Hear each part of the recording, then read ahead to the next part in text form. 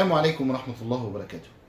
من الحلقة الثانية من أهم أسباب انتشار الطلاق من الواقع العملي.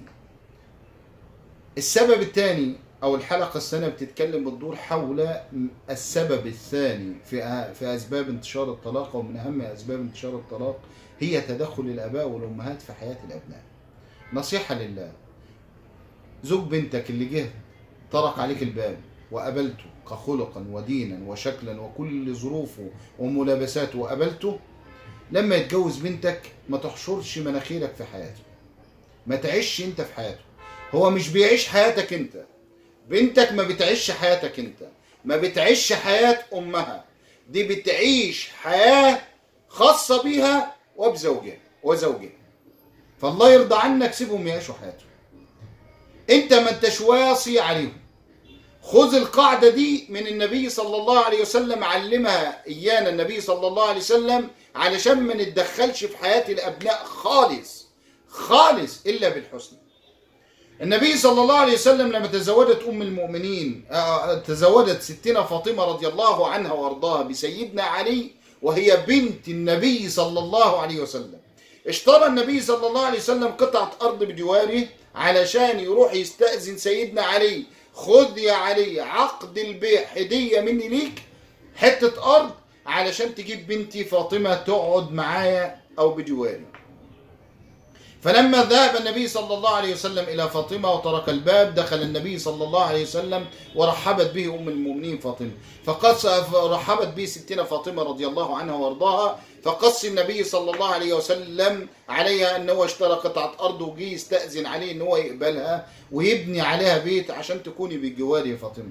فقالت فاطمة رضي الله عنها: يا رسول الله تستأذن علي؟ أمره، أمرك يا رسول الله طاعة لله، طاعة النبي طاعة لله، وما تنطق عن الهوى يا رسول الله صلى الله عليه محمد صلى الله عليه وسلم. فقال سيدنا رسول الله صلى الله عليه وسلم قاعدة: يا ليت الآباء والأمهات يتعلموها، يا ليت الآباء والأمهات يتعلموها في حياة أبنائهم.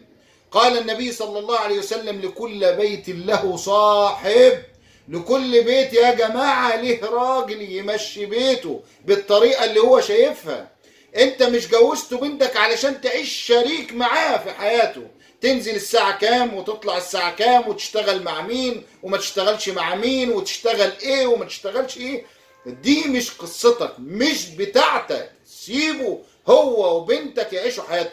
وعلى النقيض ايضا على الطرف الثاني اللي هو اباء وامهات الزوج، ما تتدخلوش في حياته.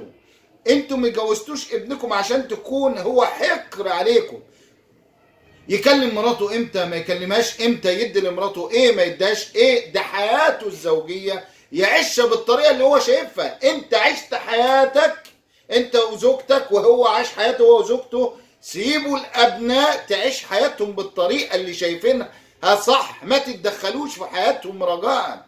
ولما تتدخل في حياتهم اتدخل بالحسنى، اتدخل بالحسنى، ما تتدخلش ان انت واصي وشريك معاهم. ستنا أسماء رضي الله عنها وارضاها بنت الرجل الثاني في الدولة الإسلامية، يعني رئيس وزراء الدولة الإسلامية، النبي الرجل الأول وهو الرجل الثاني أن سيدنا أبا بكر رضي الله عنه. اتجوزت ستنا أسماء سيدنا الزبير، والزبير ده كانت رقم 3 أو رقم 4. ستنا أسماء في الزواج يعني دي ثالث واحدة يتجوزها أو رابع واحدة يتجوزها، مش الأولى في حياة سيدنا الزبير. وكان سيدنا الزبير يحمل عصاته على كتفه ضرابا للنساء، كان ده أي كلمتين يضرب على طول. فجاءت ستنا أسماء مضروبة من سيدنا الزبير رضي الله عنه وارضاه، فنظر إلي سيدنا أبا بكر، ده الرجل الثاني في الدولة الإسلامية، قال لها: يا أسماء عودي إلى دارك فإن الزبير رجل صالح. رجاء لما تتدخل في حياة بنتك اتدخل بالحسنى يا عم. بنتك ماش حكر، حياة بنتك. انا ما جيتش اتجوزت بنتك او ده راح اتجوز بنتك او انت جوزت بنتك لفلان علشان تكون في عقد شراكة، ماش عقد شراكة. هي طاعة الزوج مقدمة على طاعة الوالدين. طالما راحت بيت جوزها يبقى رقم واحد في حياتها هو زوجها بعد الله سبحانه وتعالى وبعد تأدية الفرائض. لله ورسوله الآباء والأمهات على الطرفين من ناحية الزوجة ومن ناحية الزوج. دايما وأبدا اجعلوا لكل بيت له صاحب، لكل بيت له صاحب، ولما اتدخل بالحسنى. واكتفي بهذا القدر في هذه الحلقة على أمل اللقاء بكم في الحلقة الثالثة. السلام عليكم ورحمة الله.